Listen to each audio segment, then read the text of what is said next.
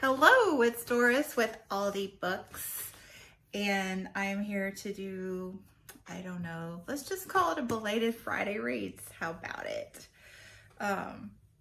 It's really more of a, what month are we in? August.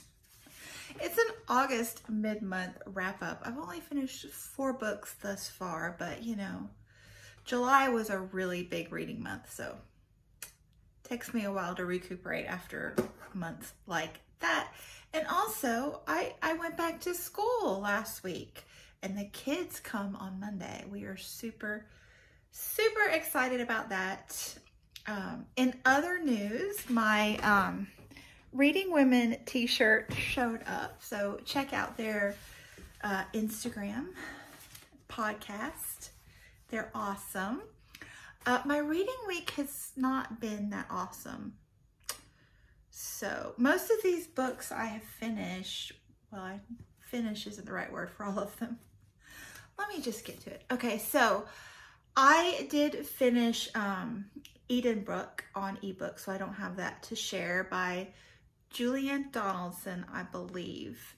And it started out really well. I would say the first 40% was awesome and I was really excited, and then it's a Regency romance, by the way, but then the relationship hit the roadblock, and it was one of those roadblocks that's kind of my pet peeve in romance novels. I hate it when they have miscommunication and stupid things that prevent couples from being together. And the other thing that bothered me was it's getting bright. It's evening, so the light's like sinking, but you know, in its own way. The other thing that bothered me was the sisters' relationship. They were, I think, even twin sisters, but the sister that was not the focus of the story was very wishy-washy. Like, sometimes she was a really loving sister and sometimes she was very indifferent, bordering on bad girl, and it's just like, it didn't make sense. There was no rhyme or reason for her attitudes. So anyway, like I said, the first 40% I really loved, and I was reading it with a couple others and they got along better with the second half. I think Heidi or Katie may have mentioned that it was written kind of like Jane Austen fan fiction. And it's a very gentle romance, so you know, none of that hot sex scenes if you know you like look for those sorts. So anyway, that's enough about the romance. Okay, and then then we have this. So yeah. James Rollins' The Seventh Plague, a Sigma Force novel. This was entertaining, which is what it was designed to be. So kudos to James Rollins for the entertainment factor here. So this, as you would probably imagine, at least from the, you know, North American fundamentalist Christian perspective, this is indeed based on Moses and the plagues, and kind of a modern day spin on it. We've got, you know, a man that's missing that has been studying the plagues and trying to find concrete evidence of them, and his daughter, you know, I don't know, but the parts about the, not a pharaoh, what's a female pharaoh called? Anyway, you know what I'm talking about. The parts about her were really interesting, and the parts about the plagues were really interesting, and the archaeology type, you know, anthropology, that kind of stuff was really interesting. But the chase scenes, you know, sometimes those can be boring, I'm not gonna lie. But the guy, James tried to spice this one up by, they were having a chase scene. Like, I think they were riding like amped up mopeds or something through this labyrinth inside a giant statue. And about halfway through the chase scene, they figured out that it was a female statue because they were zigzagging through her cervix and vagina. And yeah, we'll just set that one down on that note. Then I attempted to listen to Birdie by Tracy Lindbergh on audio. This is a Canadian author, and looking on the First Nations people. And yeah, I really wanted to love this. It's a gorgeous book, but the writing was just not doing it for me. It was very bland and distant. It was very distant, that style of writing, which, you know, sometimes I get along with that actually. But this one, it was confusing. I never knew who I was or where I was or when I was as far as the characters were concerned.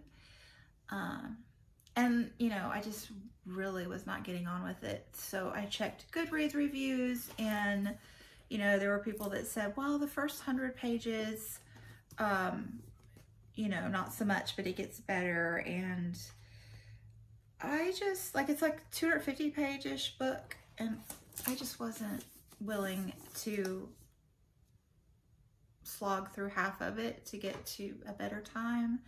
So I decided to DNF it. So there's that. Like I said, this week, it's reading, you know. And then I finished also on audiobook, because so when I put down Birdie, I found this one in the Tower of Doom. I've been meaning to read it for a couple years now. Lillian Boxfish Takes a Walk by Kathleen Rooney.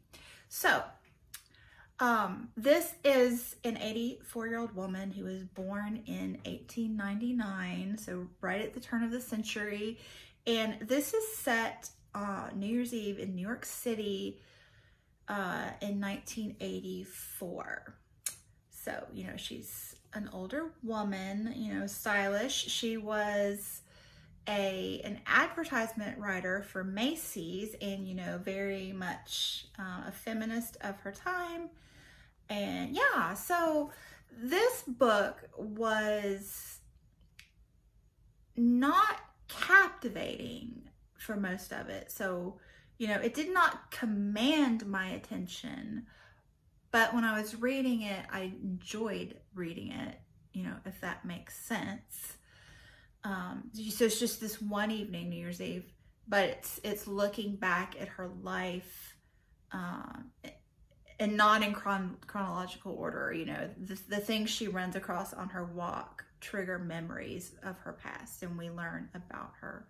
So this very much reminded me of my grandmother, who was also born in 1899, and she wanted to live to be 100 so she could say she lived in 3 centuries, and she just missed it. She passed away in 1999, so she was quite the woman, as you can imagine.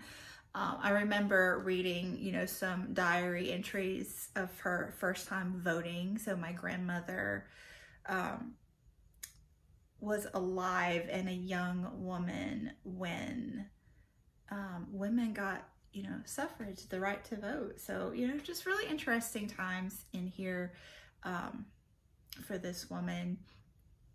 And the ending really took it up a notch for me. There are things that happen and things you find out about her, and things that happen just that evening that really end it, you know, on a solid plane. So this one saved the week, I would say. This was really good.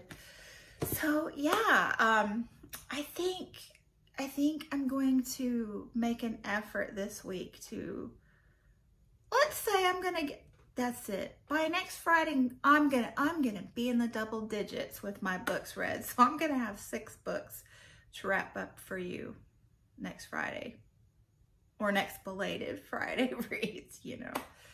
you know, yeah, I can do it. I can. Anyway, thanks so much for watching. I hope you're all doing well, and I will see you soon. Bye.